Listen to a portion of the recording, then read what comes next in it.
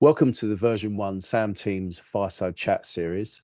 These videos cover a wide range of software related topics, and this video is part 4 of a series on recent IBM changes. I'm Gary Palmer, and I'm joined today by my colleague Kevin Barnes, who's version 1's lead IBM licensing consultant. Good morning, Kevin. Morning.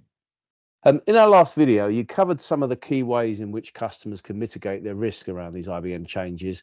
You're covering things like bundling, classification, and also how ILMT fits in. Yeah. You also mentioned the need to do these things at a process level rather than treat them just as individual tasks. So let me ask, what else can customers do to improve their position regarding license exposure? Okay.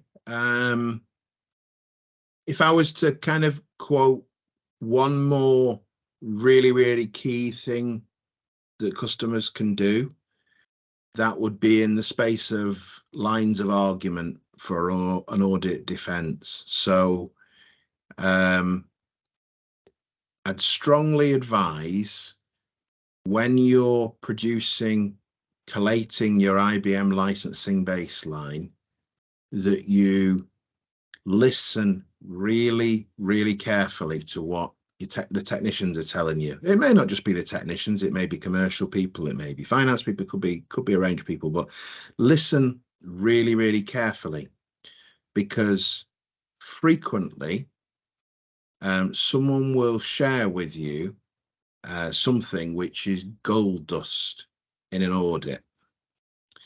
And if I give you kind of a couple of examples really to kind of illustrate that. So you might have a technician, you'll be talking about a piece of software that's deployed, and you'll find, that you appear to be exposed. You don't appear to have sufficient licenses to cover it. And a technician or a service owner or somebody will say, that product actually comes with another third-party product. It's bundled with it. You've already paid for it. And sometimes they'll be right, sometimes they'll be wrong.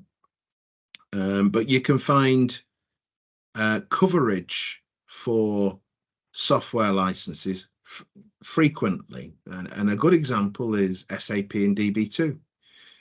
You can find that SAP covers your DB2 license, your DB2 AESE license.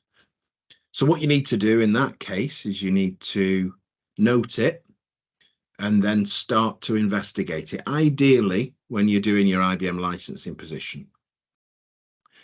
Because an IBM auditor will come along and they will say, you appear to be exposed here. And you'll say, nope, we're not. We're covered by this third-party product. And you show them the clause in the contract that you've got with that third party. And the IBM auditor will be, okay, you're right. But an IBM auditor will not necessarily know where you've got coverage with third parties.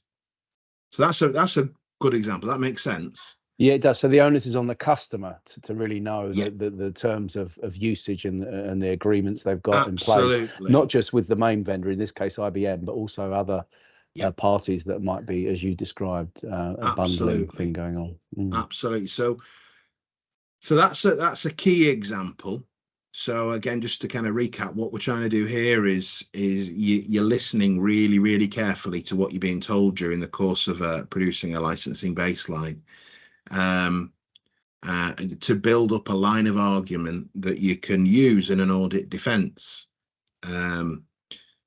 Another really good example is your technician may make a passing comment. They may say, that software's been the bane of my life. It's just not done what it's supposed to do. I've raised PMRs.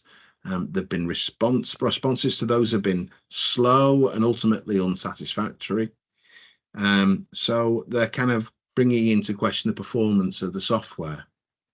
Now, in your contracts, you will have clauses. You've got recourse to IBM to say this isn't working, returning software early on in the use of the software. But if you note that down, you note down all the PMRs that you've been raising, you may find that there are common problems with a product, and you should use those in an audit scenario. They'll be saying to you, you have an exposure of £500,000 for this product. and you'll say the product's not really fit for purpose. It's not been doing what it's supposed to do, what it was claimed it would be able to do. And those kind of arguments can weaken an auditor's stance, because you're showing that their product's not really doing what it's supposed to do. Now, there's all kinds of lines of argument that you can come up with, all kinds of angles to use in an audit, and those are two of them. Those are two of the good ones.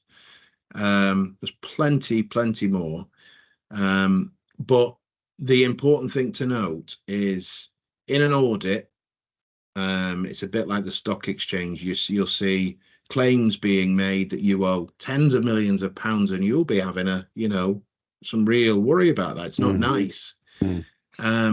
But if you've got a lot of these lines of argument prepped, one, it helps you emotionally, but two, if you can clearly articulate them, you can quite often just completely win the argument. And your IBM auditor will just accept it, and then they just reducing the total amount that they're saying you owe them. So it's almost like who has the more accurate and correct view of the contracts and the terms and so on. The overall position, yeah, and there are various aspects to the position, various angles you can tackle it from.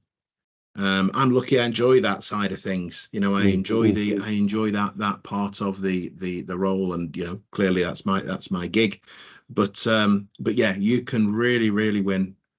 You make massive savings by paying close attention to what you're being told, and by exploring things, evidencing things, articulating things clearly back to an auditor.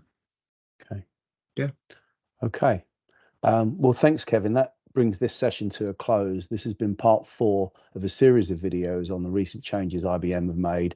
There's a wider range of videos on software licensing related topics on our SAM YouTube playlist below. You can also review our content on LinkedIn by using the hashtag #SamVideoChat. And finally, if you have a licensing concern or would like to understand how your IT project could impact your enterprise license position, please contact us for an initial complimentary consultation at version1.com/contact. Thank you.